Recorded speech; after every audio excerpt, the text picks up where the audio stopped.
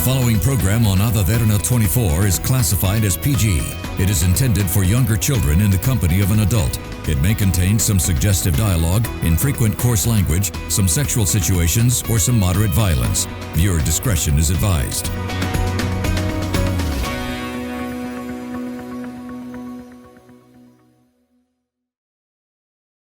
The following program contains opinions of the participants and does not reflect the views and beliefs of the Derana Media Network. The network believes in a safe space for all ideas to be expressed without any censorship and on its duty to create such a platform for free speech. Viewer discretion is strictly advised.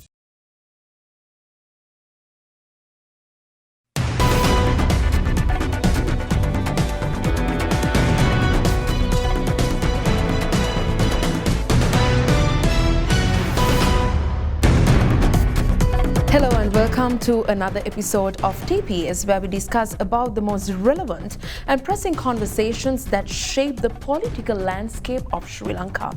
And we've been discussing about various dynamics and topics that have been pivotal in the political landscape, where you and I have concerns and questions to pose for the political leaders of this country to know about the futuristic aspect of the country's politics. So today's topic is nothing new, but something that we have been talking throughout and has been a talk of the town quite frequently, and that is about the political change and anti-corruption. So joining with me, I have two guests over here. Towards my right, I have Mr. Akalanka Serasinghe, representing the National's People Power. Welcome you to today's program. And also towards my left, I have President's Counsel, Mr. Upul Jayasuriya. Welcome you as well to the program. So gentlemen, thank you so much for joining for today's program, and I believe this topic is something very much talked about, spoken of. So let me direct first the question to you, Mr.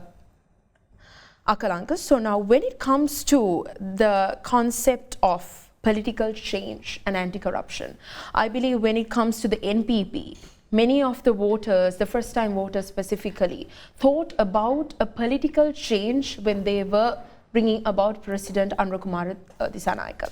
So do you think political change has brought about the concern, the proposition towards anti-corruption through your government so far within this small period of time? Well, actually we have just started the process. Now the President was elected last September, and now it has been 1 year has been passed after after he elected as a president, and then the parliamentary election, the NPP government got 2/3 majority because people voted the NPP government for a system change, because past 76 years, especially recent past, there's an issue that whether this ongoing system is not in a proper order, and there are like corruptions, especially corrupted politicians, and also in government institutions there are corrupted officials, right? And because of that, as a result of that, we had a drawback in 2022.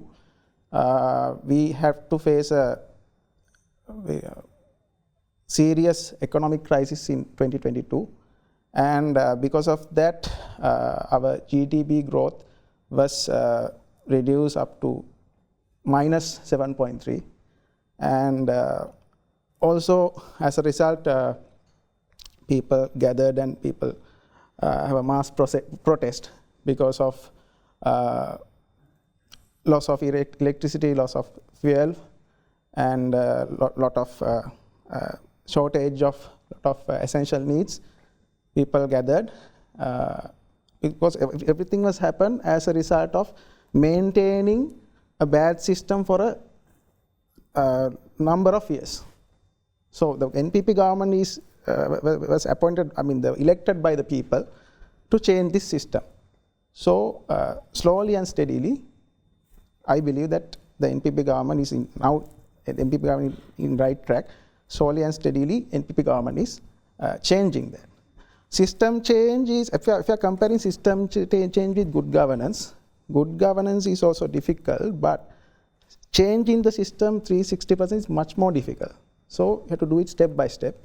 And as a government, we are having another 4-year term. So there are a lot of people who patiently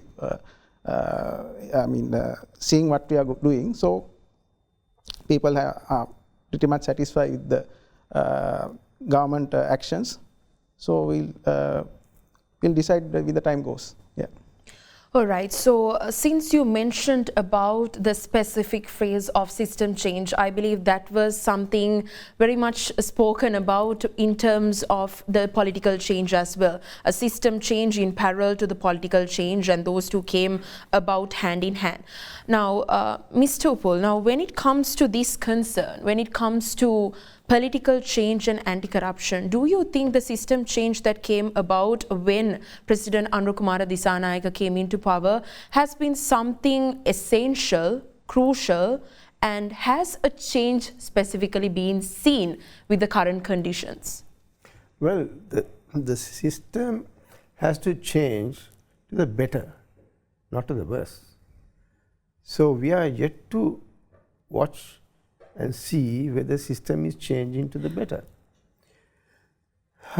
Today I saw in some social media news alert which says that during this 1-year period, 23 heads of institutions that were appointed by this regime have resigned.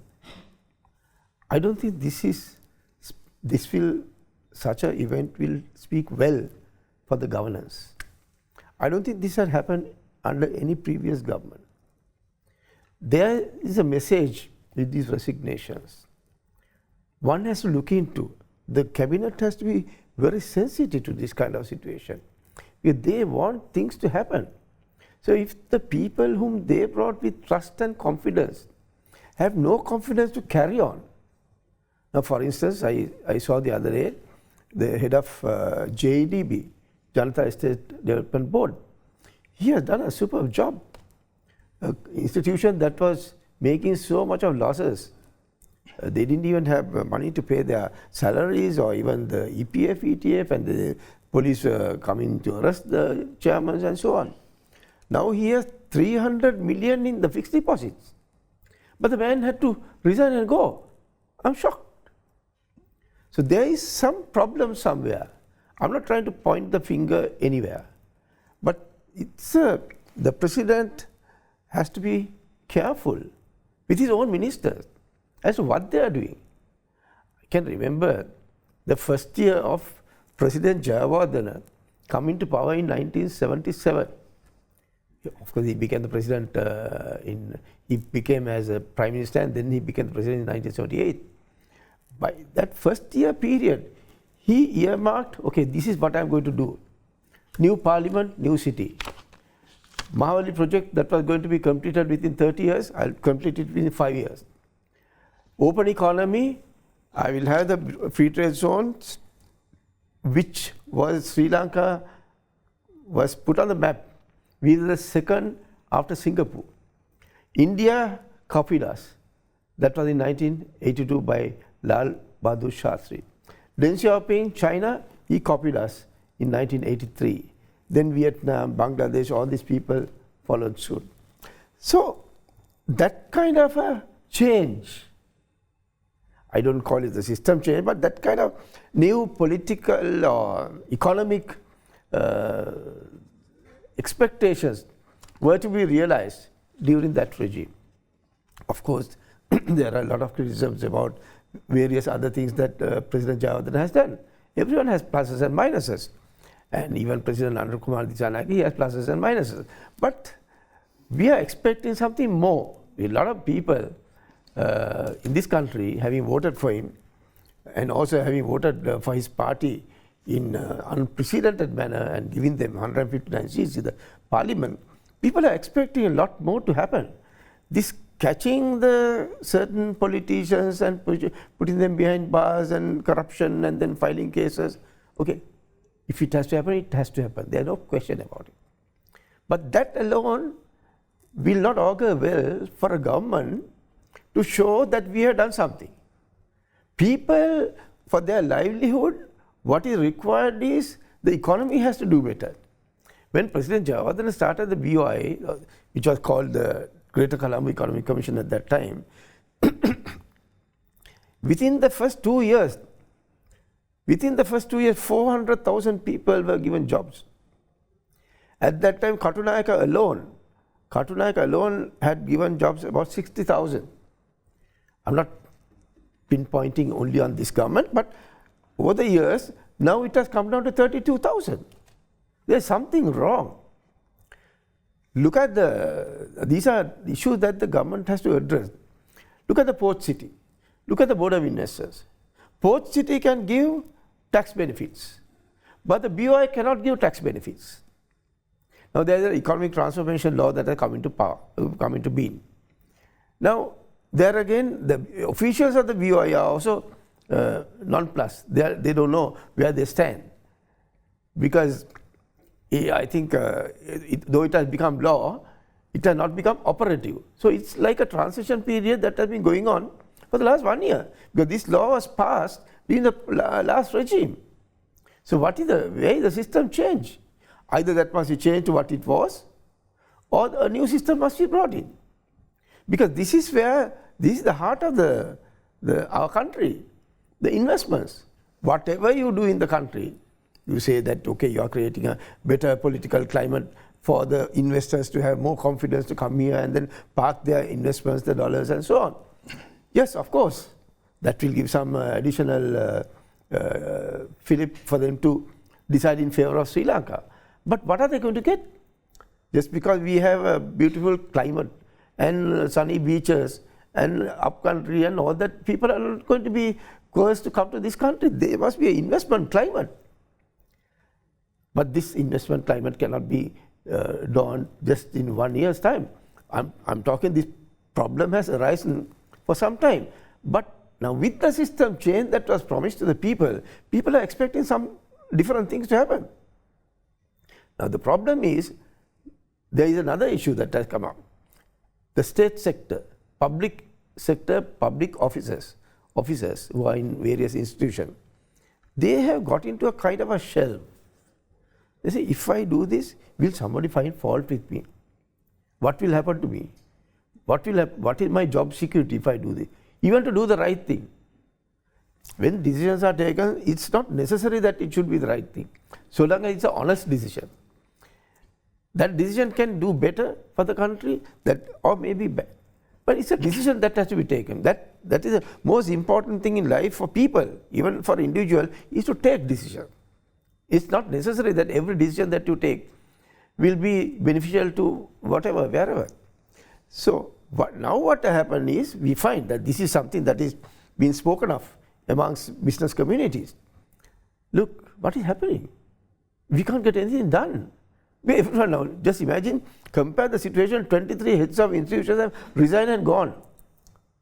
What would be the mindset of those people who are working in those institutions? If their boss, the chairman or the director general or whoever, his job security is not there, do you think that down below, those who are working for the institution, they'll get a message, a positive message for them to take any decision which is for the best of interest of the institution? No. This is where the problem is. This is what people are talking about. Entire business community is now paused. They are paused. And they are watching what's happening.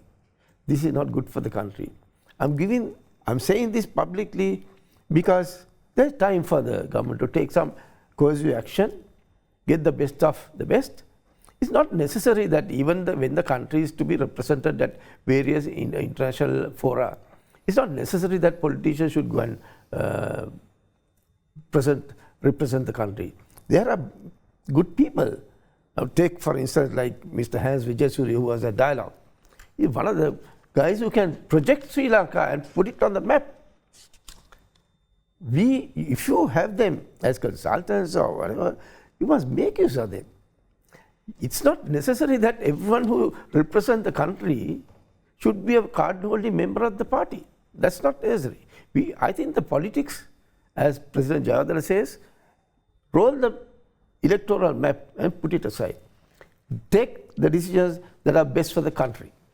Yes, thank you so much. I'm going to stop you from there, Mr. Upul. So I believe he mentioned about how crucial it is, not only the political aspect, but accountability also comes hand in hand in terms of whoever gets involved in the process of the day-to-day activities in a country. Not that the political leaders should get involved for the best, but also rather the other parties. So let's get into much more in detail discussion about this topic of political change and anti-corruption after this commercial break. Let's go in for a short commercial break. This is TPS.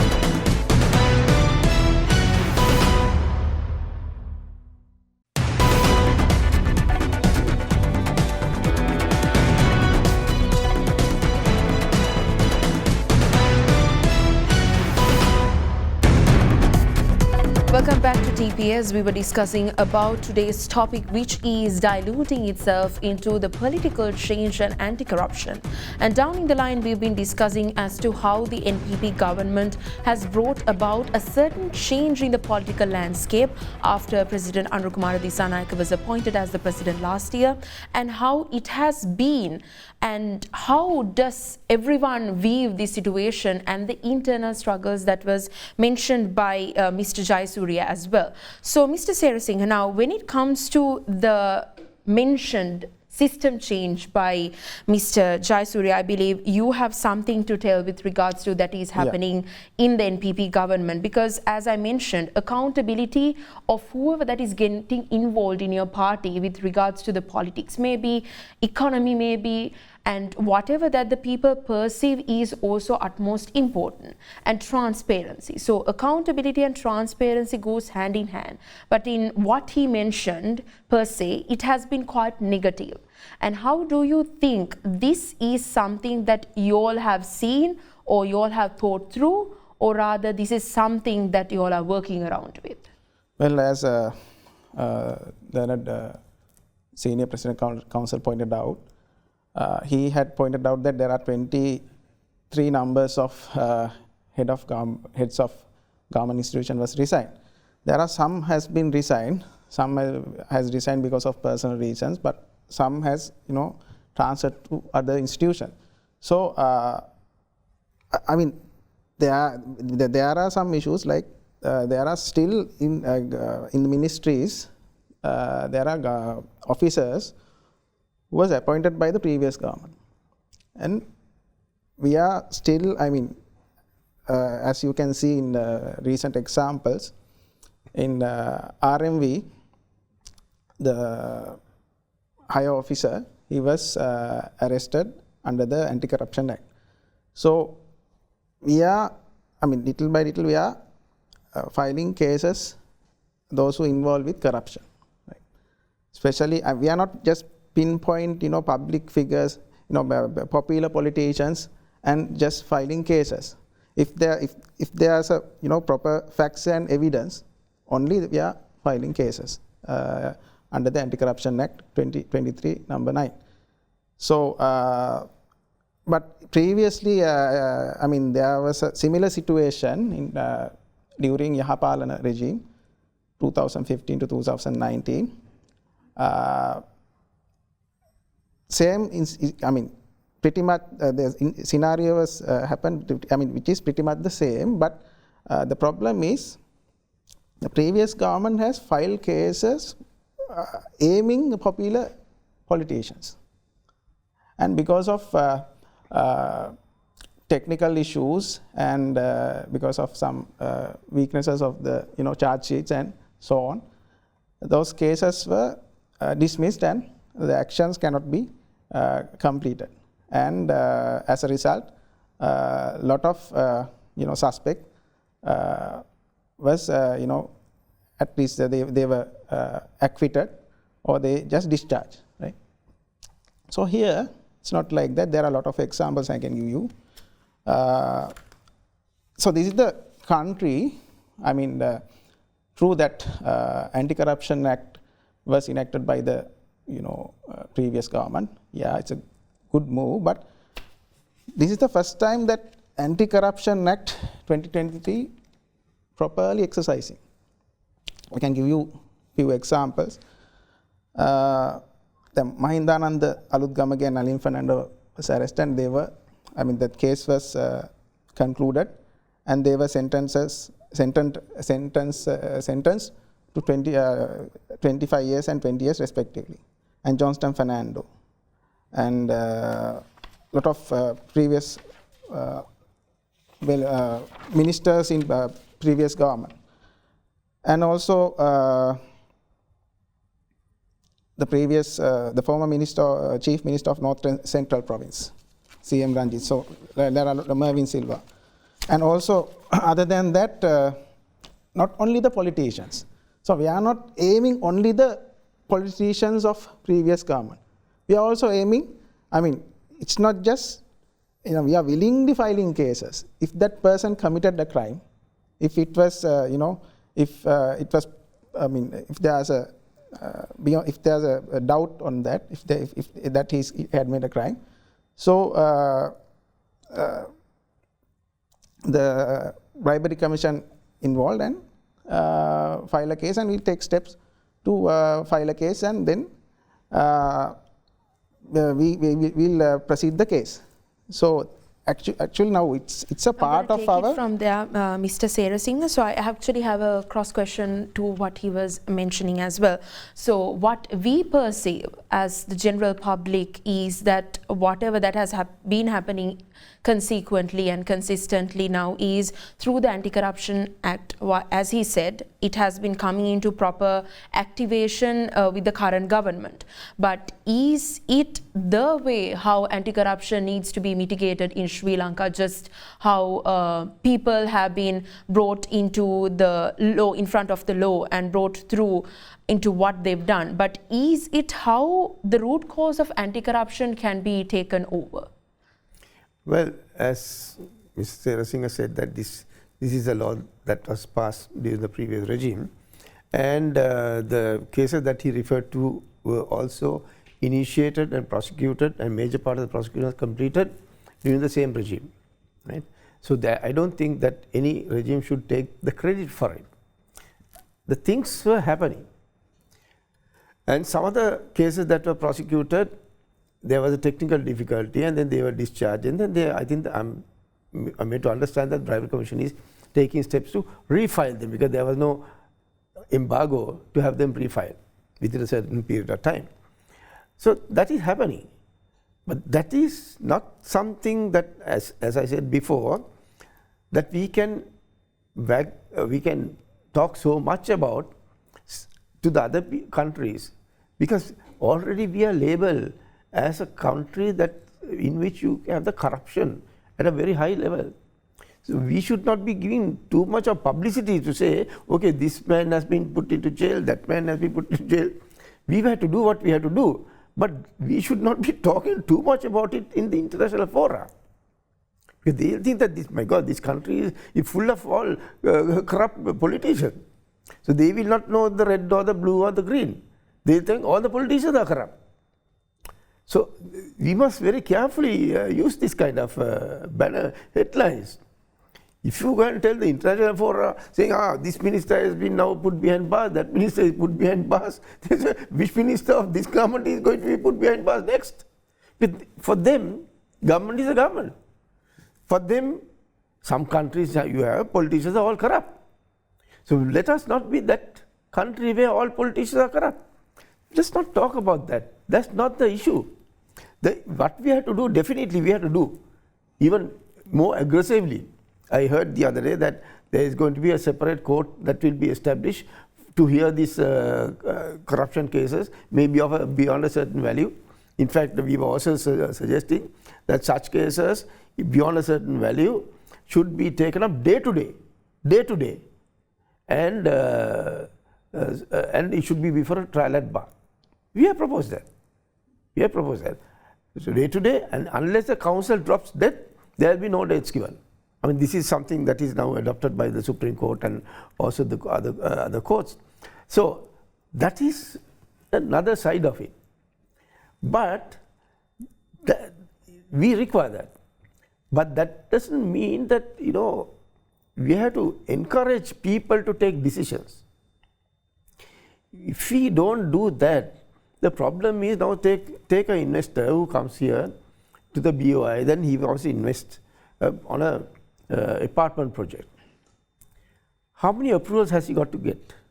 He has to get more than 70 odd approvals. Now this is a system that we have to change. Now under the economy transformation law, there were some progressive suggestions that were made and brought in, but that has not become, though it is law, that has not become, that has not been enforced yet. So we were also proposing that, okay, within 2 weeks period, you have to give the liner agency, maybe the GSMB, maybe the environmental authority, maybe the local authority, maybe the CEB, all those institutions have to give their approval within a matter of 2 weeks. If they don't give within 2 weeks, the owners will then move to the BOI to take the decision. Mr. Jayasuriya, I'm going to cut you short from there because we need to run for a short commercial break. So I believe it was rightfully mentioned by Mr. Jayasuriya as well as to what the normal citizens also perceive, that we've been repeatedly seeing people being put into remand, jail, and also how the public or the international notion has been put through in terms of the politics of Sri Lanka, because anti-corruption is not just politicians getting involved in corruption, but also with regards to maybe the public officials and also the citizens. So these root causes and these subjects are to be discussed in the next segment. Before that, let's go in for a short commercial break. This is TPS.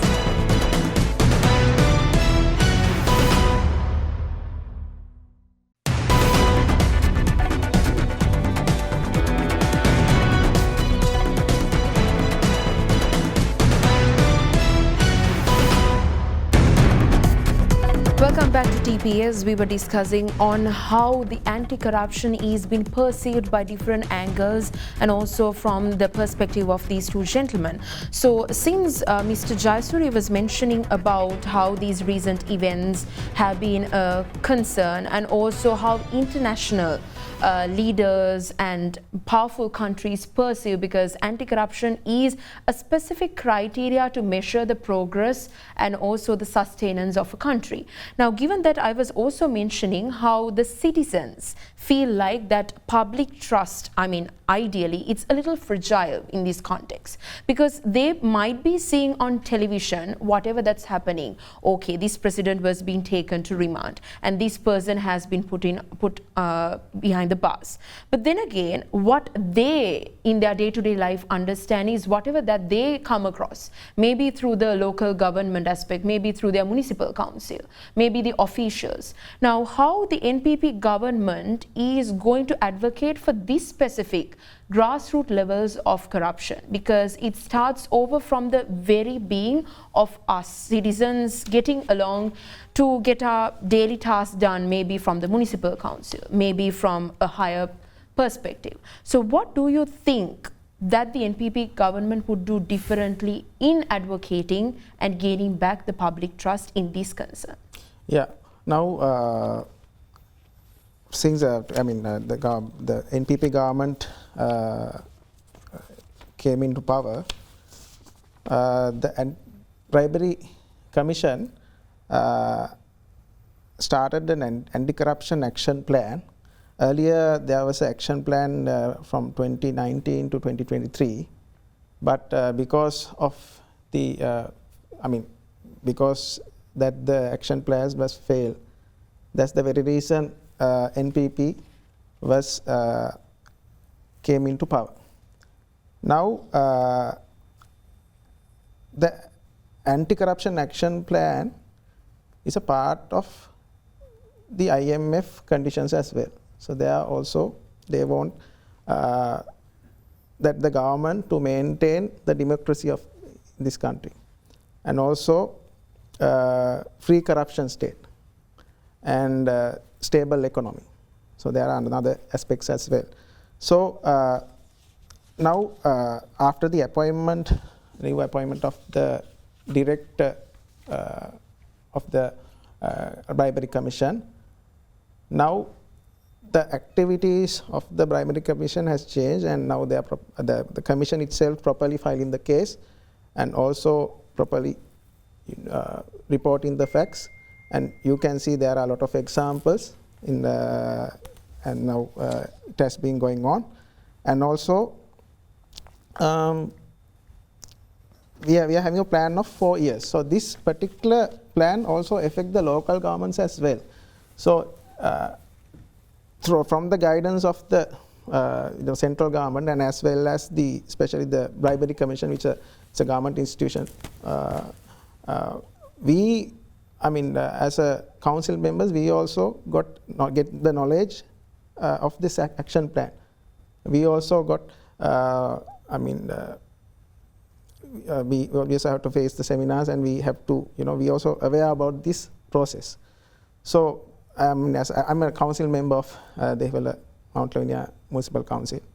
So still the officials of local government who have been appointed by the previous government, so they are involved with corruption. So we actually try our best to bring new cadre as well, and also try to work with the present officials as well, and also advising them not to involved with corruptions. I'm going to stop you from there, Mr. Serasinghe.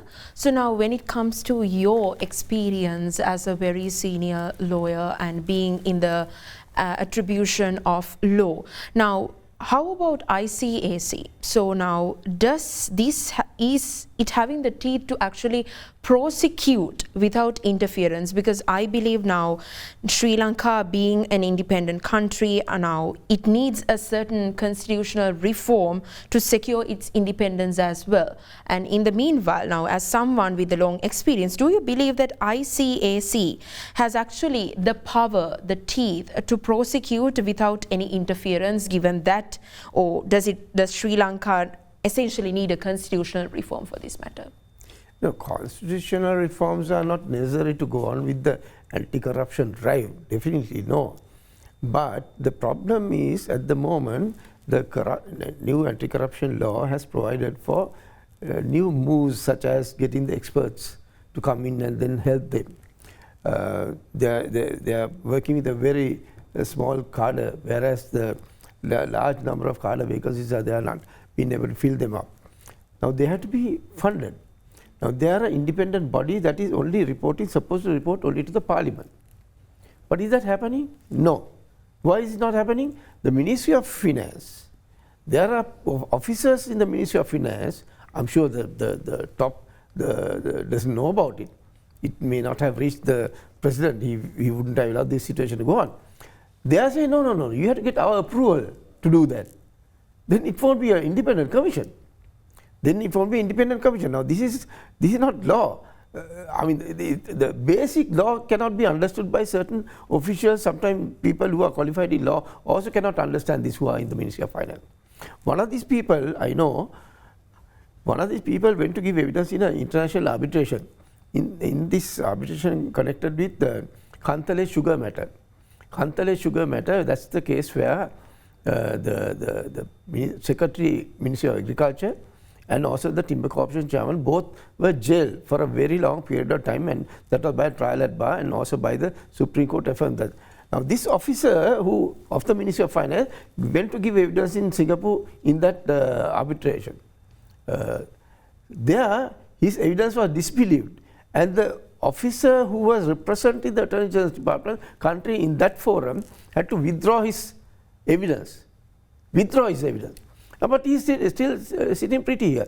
Now this man has also written to the other party. The final award in that arbitration was, when they bring the investment to the country, that they must be paid damages to the extent of something like $45 million.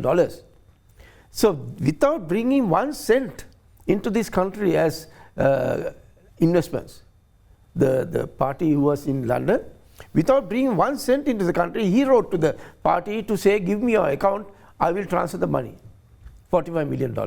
How on earth can this happen? But he is still heading the legal division in the Treasury.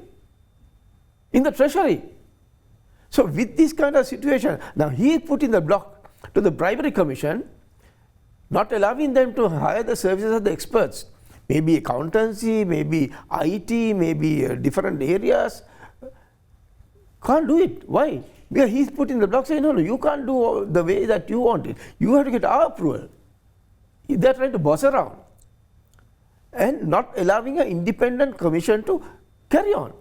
And this is atrocious. I think he should be, any contempt of the commission can also be charged in the Supreme Court as contempt of court of the Supreme Court. I think this man should be reported to the Supreme Court. So this is something that is not happening. What ought to happen is what Akalanka is saying.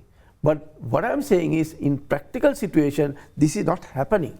So you have to look at where the disease is. You have to treat that disease. This kind of officer should be eliminated at once. At once. The man who has written to the investor without bringing 1 cent into this country, asking him to nominate the bank account for him to transfer $45 million. Unheard of. Shocking. Shocking. It's in writing. So, but the problem is, now there was also, it has been said by the Minister of Justice, also about this independent prosecutor. Very much welcomed thing, and that should be brought in, and I believe they have appointed a committee and they are going to do it a bit slower, but I'm sure they will accelerate the process and then go on with it. But we are also suggesting not only the independent prosecutor, but also there should be independent public defender, public prosecutor, and also public defender like in many other countries.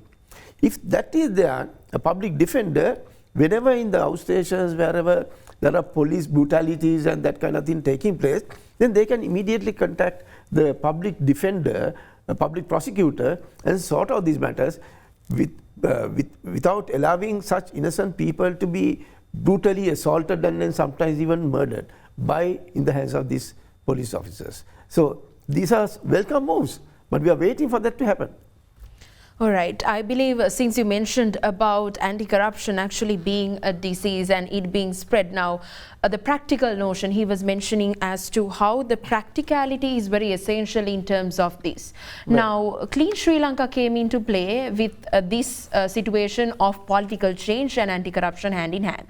So do you think Clean Sri Lanka actually addresses, as he mentioned, a practical aspect, because now, as he mentioned rightfully, with certain examples as well, which has been concerning. Now, in that context, do you think that your party, the government, has actually forgotten about the real deal of practicing it, rather has been limited itself to just a notion of Clean Sri Lanka? No, I mean, Clean Sri Lanka is a broad aspect. It's not limited to cleaning the environment. The exercising and introducing the action plan of anti-corruption is also part of Clean Sri Lanka. And also, we are, as a government, we are following our policy paper, Pohosat Rata Nidahas Jeevitayak, a thriving nation and a beautiful life. And 4th chapter, as you can see, that from last, throughout this conversation we have discussed, especially about this 4th chapter, people-friendly service, lawful confinement, sovereign state. So there are sub-topics here. So this is a 4th chapter which is important, what we have just discussed, right? And also, although the learned President Counsel pointed out that there are issues, but the World Bank has given a positive remark on Sri Lankan government. In 2022, GDP growth was minus 7.3. I'm just limit myself with the facts and figures, right? And also it was little by little it was progress, but now it's 2025. Now we are being after being government. Now 1 year has been passed after NPP elected NPP in power. Now the economic growth, especially the GDP growth, is 5%. And also the Fitch rating since 2022 up until the end of 2024, it's it's restricted debts, which means it's a bankrupt. The country has been treated as a bankrupt country which was unable to settle their debts. And our total foreign reserves, the current status of our foreign reserves is 6.5 billion, 6.1 billion, so on, amount, which now we are having. And we have, most considerable part of from our foreign reserve we have paid for the debts. Now currently, as per the Fitch ratings, Sri Lanka has got Sri Lanka as a country has got a rating of CCC+. So earlier 2022, we were like RD means it's a bankrupt country, restricted debts. That's what we call abbreviation of that. So from that stage, we have developed up to CCC+, which means yes, we are now in a good track. Now we are settling the debts. So that's a positive aspect as well. And I have to add another aspect as well. And as we are now we have climbed up to 58th stage as a global state of democracy. So earlier we were in 73rd position. Now we have climbed up 15 positions up to 58th ranking. So I have the journal articles with me. So that's also a positive aspect. Even other than also reported that. So a lot of social media and a lot of mainstream media reported that. Also this international idea, which is very international recognized article, had reported that. And also it has there are statistics regarding to that. I can just brief out that a little bit. Yeah. So establishing rule of law, rights, and so the representation we have ranked at 58, and also rights, regarding rights we have ranked at 88 position among 175 countries.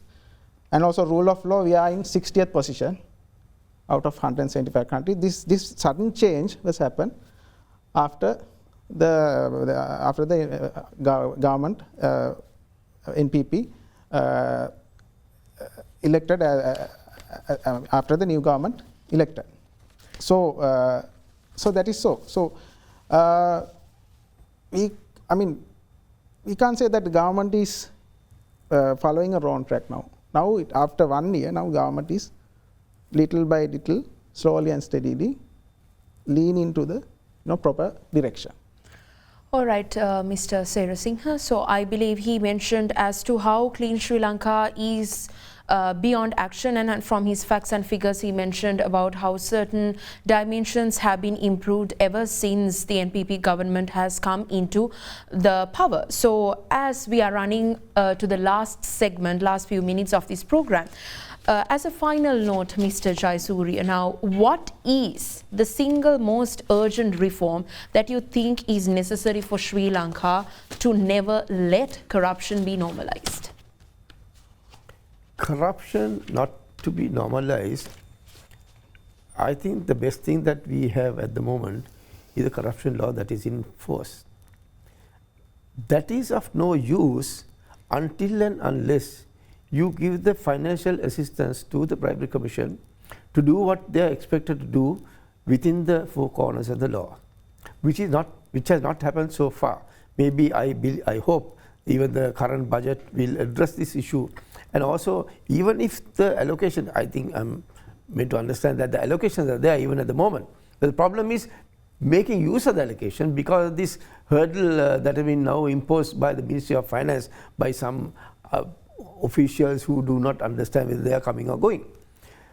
These are matters that should be brought to the attention of the Honorable the Minister, who is also the President. I'm sure if this was not brought to his attention, without which corruption alone, yes, there's no argument about that has to go. But whatever the laws that are there, the corruption will take place. That's always to be admitted, no, accepted. But by and large, if you take this kind of action, that is only one aspect of it. But what is most important, other than that, is the doing business, the index of doing business.